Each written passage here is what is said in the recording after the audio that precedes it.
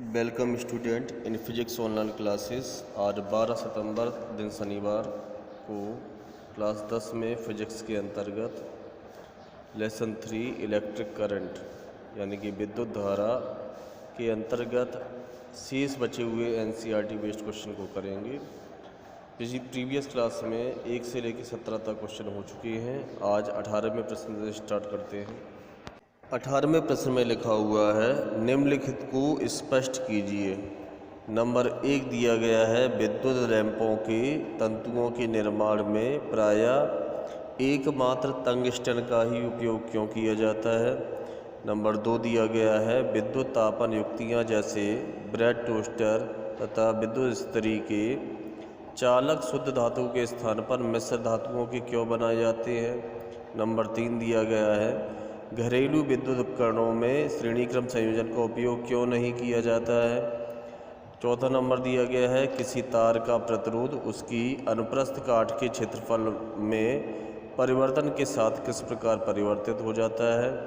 पांचवा प्रश्न दिया गया है, विद्युत संचरण के लिए प्रायः कॉपर तथा एल्युमिनियम के तारों का ही उपयोग क्यों किया जाता है।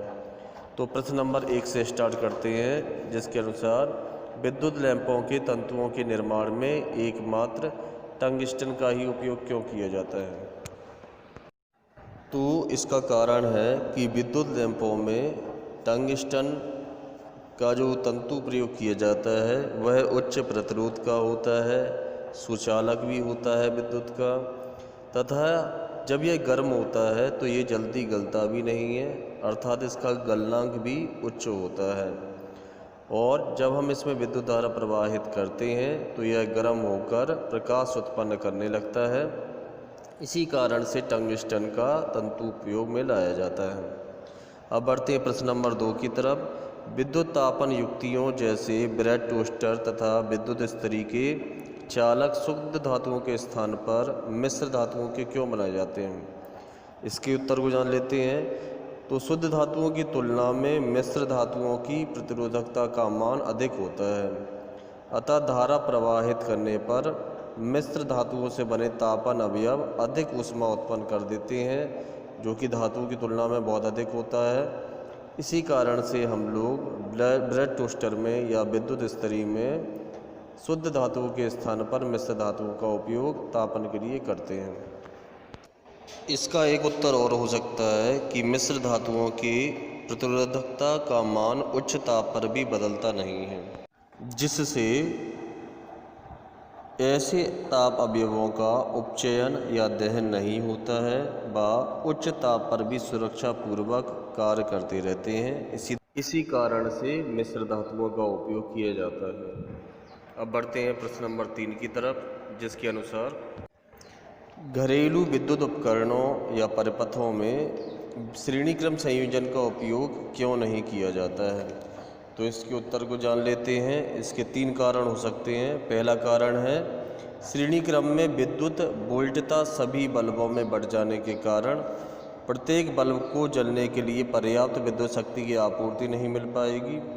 नंबर 2 कारण हो सकता है कि कुल तुल्य प्रतिरोध बढ़ जाने के कारण विद्युत धारा घट जाएगी, जिससे बल्ब धीमी रोशनी से जलेंगे। और तीसरा कारण हो सकता है, यदि एक बल्ब खराब हो जाता है तो पूरा परिपथ ही कार्य करना बंद कर जाएगा। इसी कारण से घरेलू विद्युत परिपथ में श्रेणीक्रम संयोजन का उपयोग नहीं किया जाता है। प्रश्न नंबर 4 है, किसी तार का प्रतिरोध उसकी अनुप्रस्थ काट के क्षेत्रफल में परिवर्तन के साथ किस प्रकार परिवर्तित होता है। तो याद रखिए, किसी भी तार का प्रतिरोध उस तार की अनुप्रस्थ काट के क्षेत्रफल के व्युत्क्रमानुपाती होता है, अर्थात क्षेत्रफल का मान बढ़ने पर प्रतिरोध का मान घट जाता है। अतः मोटे तार में विद्युत धारा अधिक सरलता से प्रवाहित हो जाती है, जबकि पतले तार से विद्युत धारा कम मात्रा में प्रवाहित हो पाती है। इसलिए आपने देखा होगा, जो अधिक क्षमता के उपकरण होते हैं वो हैवी डोरी से जोड़े जाते हैं या हैवी लाइन से जुड़े जाते हैं, जबकि कम क्षमता वाले उपकरणों को हम कम मोटे तारों के द्वारा भी जोड़ सकते हैं। अब बढ़ते हैं प्रश्न नंबर 5 की तरफ। विद्युत संचरण के लिए प्रायः कॉपर तथा एल्युमिनियम के तारों का उपयोग किया जाता है। इसके उत्तर को जानते हैं। कॉपर तथा एल्युमिनियम के तारों का प्रतिरोधकता का मान कम होता है जब इन तारों में विद्युत धारा प्रवाहित की जाती है, तब ऊष्मा के रूप में विद्युत शक्ति का अपव्यय या व्यय कम हो जाता है। इसी कारण से हम मेन लाइन में कॉपर अथवा एल्युमिनियम का तार का उपयोग करते हैं, जिससे प्रतिरोधकता कम हो जाती है। शेष अगली क्लास में आज एनसीईआरटी बेस्ड क्वेश्चन ख़त्म हो जाते हैं। अब नेक्स्ट लेसन स्टार्ट होगा।